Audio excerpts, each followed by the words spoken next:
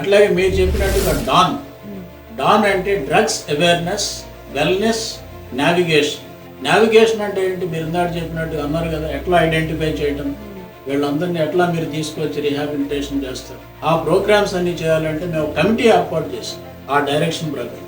ఆ కమిటీలు ఎవరెవరు ఉంటారంటే కలెక్టర్ గారు నామినేట్ చేసినటువంటి ఇద్దరు ఉంటారు రెవెన్యూ సైడ్, అట్లాగే సూపరింటెండెంట్ ఆఫ్ పోలీస్ ఆయన నామినేట్ చేసినటువంటి ఇద్దరు పోలీస్ ఆఫీసర్స్ ఉంటారు.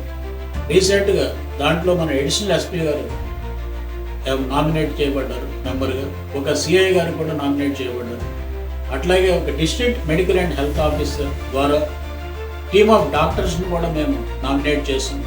ఎందుకంటే ఈ డ్రగ్స్ తీసుకున్నప్పుడు చాలా సైకలాజికల్ ఇష్యూస్ కూడా వస్తాయి, న్యూరలాజికల్ ప్రాబ్లమ్స్ కూడా వస్తాయి.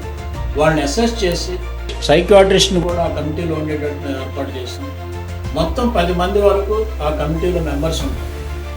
ఇట్లాగే మనం డిస్ట్రిక్ట్ లెవెల్లోనే వాళ్ళని హెల్త్ ఎట్లా ఉందనేది మేము అసెస్ చేసి తర్వాత వీలైతే మేము స్టేట్ సైడ్ కూడా, అంటే మన హెడ్ క్వార్టర్స్ హైదరాబాద్ కూడా పంపించి వాళ్ళని రీహాబిలిటీ తర్వాత తగ్గిన తర్వాత, అంటే డీఅడిక్షన్ వచ్చేసిన తర్వాత వాళ్ళని మనం తీసుకొచ్చి రీహాబిలిటేషన్ కూడా చేయాలనే ఉద్దేశంతో ఈ కమిటీని ఏర్పాటు చేస్తాం.